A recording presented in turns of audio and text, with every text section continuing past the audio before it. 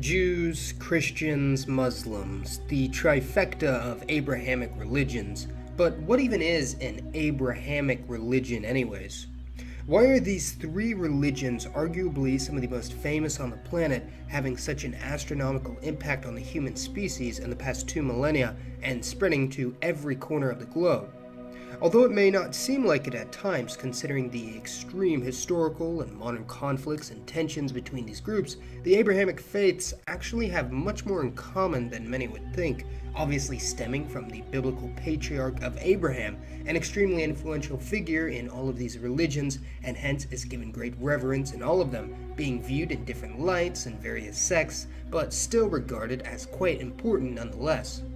An example of an Abrahamic religious group outside of these three main mentioned at the start that the majority of people from a Judeo-Christian background have heard of would be the Samaritans, a people you might recognize from the parable of the Good Samaritan. Although not too different from the Jewish people and religion, having only diverged a few generations before, the Samaritans had a fierce and bitter relationship with them for most of history, although for various reasons the Jews ended up thriving, more or less, while the Samaritans have nearly vanished from existence as both a people group and a religion, with less than 1,000 members remaining today.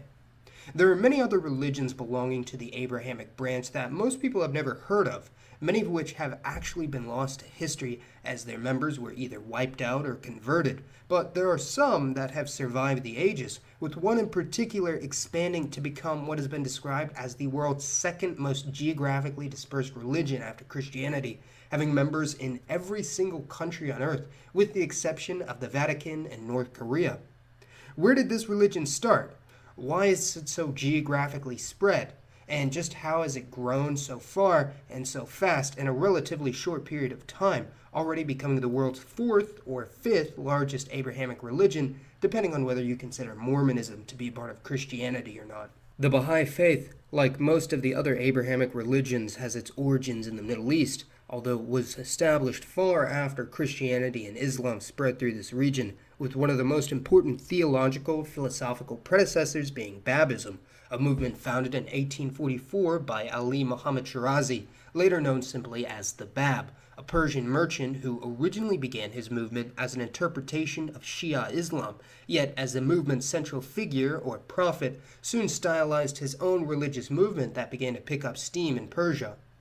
Babism was quickly shut down by the Persian government, however, and the Bab was executed along with many of his followers. However, one ardent disciple, Mirza Hussein Ali Nuri, later known as the Bahá'u'lláh, later took up his mantle as the central figure of this religious group, later christened the Bahá'í Faith, founded in 1863, nearly 19 centuries after Christianity, 13 centuries after Islam, and 8 centuries after the Druze religion. One reason for the wide appeal of the Baha'i faith is its recognition of prophets, saints, gods, messiahs, and other holy figures from religions all around the world, as the Baha'i scripture outlines not only the coming of the Baha'u'lláh, the latest in the line of holy prophets known as the manifestations of God, but also recognizes Abraham, Jesus, Muhammad, Krishna, Buddha, Zoroaster, and others who, along with the minor prophets of the faith, are seen as divine messengers who all had important revelations or abilities that all led to where we are in the present day.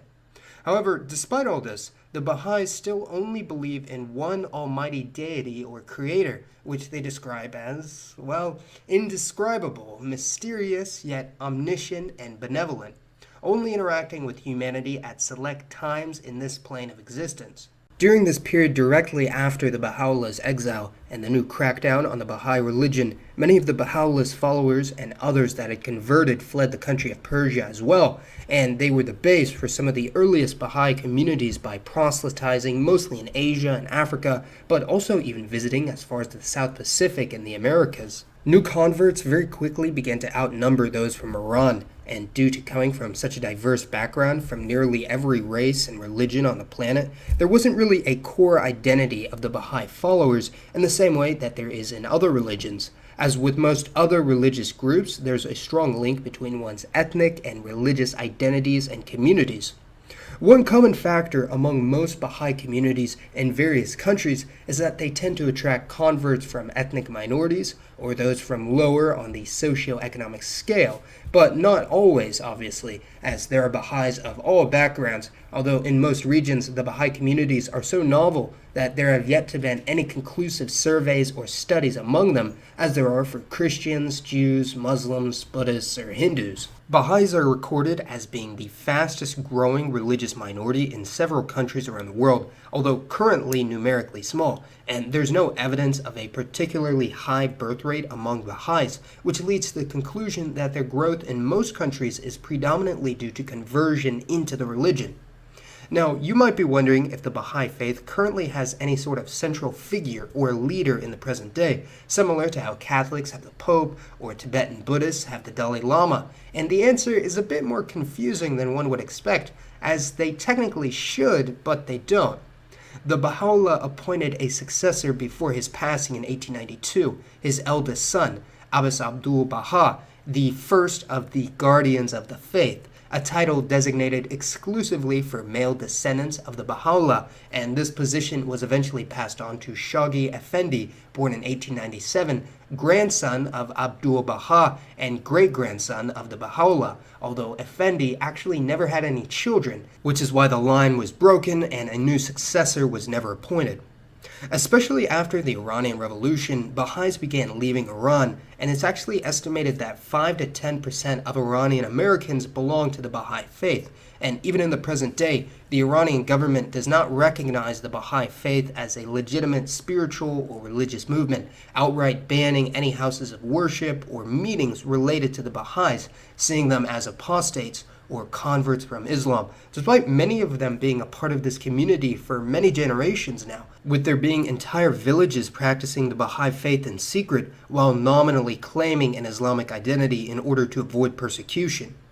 This does, however, show the somewhat fluid nature of religious adherence, as many people often dabble in multiple religions without committing to a single one, or may mix and incorporate elements from here and there, and this is especially true for the Baha'i faith due to its universal approach and outlook. Interfaith marriages are also a major source of conversion into the faith, as there have been many cases of marriage between two people of different religious backgrounds, either frequenting a Baha'i house of worship as a compromise between them, or full-on converting and leaving their old religions behind. This is one of the reasons that Baha'is are almost always undercounted in official censuses, but this is also due to a variety of factors, and I personally estimate that there are around 8 million active members of the Baha'i faith worldwide as of 2019, about 0.1% of the global population, which may not sound like a lot, but this varies considerably by region, and compare this to Judaism, which has only around 16 million members worldwide, 0.2% of the population, yet they have been extremely influential throughout world history. In many countries in Africa, such as Kenya, Zambia, Chad, or Mauritius, Baha'is hover at around 1 to 2% of the population, and the same goes for some island countries in the Caribbean, such as Trinidad and Tobago or Barbados, but by far the region with the highest proportion of Baha'is as a percentage of the total population would be in Oceania, as for whatever reason, it would seem that the faith has had the most success among small island nations. Baha'is have attracted a relatively small number of converts in the region of Oceania, but because the area has such a low population already, they make up a statistically significant proportion of countries like Kiribati, a collection of islands totaling around 100,000 people, and is actually pretty religiously diverse, split between Catholics, Protestants, Mormons, and Baha'is, officially making up no more than 3% of the population, although some sources claim that as high as 10% have some affiliation with the faith. In Tuvalu, the island of Nanumea is the only geographic area in the world where Baha'is make up a majority of the population, albeit only with around 600 people. In the United States, Baha'i converts mostly came from the Native American and Black communities, especially in South Carolina, where in some counties nearly 20% of the Black population are adherents of the faith, although in recent years Baha'is have come from virtually all ethnic groups in the country, with many gaining quite some prominence in the media. The largest number of Baha'is are currently in Asia, with an estimated 2 million in South Asia, mostly in India, where the religion has seen an explosion among some lower caste Hindus in major cities, while the next largest number are in Africa, with another 2 million, followed by other areas of Asia, the Middle East, Latin America, and North America, while the area with the lowest number of Baha'is, both in terms of percentage and numbers, would be in Europe, with only 100,000 adherents out of a population of 700 million. But overall, this is still an incredibly diversified population, with no one country or people group being the face of the Baha'i religion. Now, you might think that this flies in the face of my earlier video where I discussed the deep cultural and yes, even genetic links that generally exist between people of the same religion, and due to the fact that the bulk of the Baha'i community is made out of converts from wildly different backgrounds from all over the world, it would seem that there would be little to no genetic correlation between them in the same way that Muslims, Christians, Hindus, or especially Jews in a country have varying degrees of genetic homogeneity. However, given enough time and enough endogamous intermixing between Baha'is in any given community, they would eventually start to act and display much in the same manner as other older faiths around the world. So the Baha'i faith certainly stands out from all of the religions of the world and has one of the most interesting philosophies of any theology that perhaps we could all find useful in certain circumstances.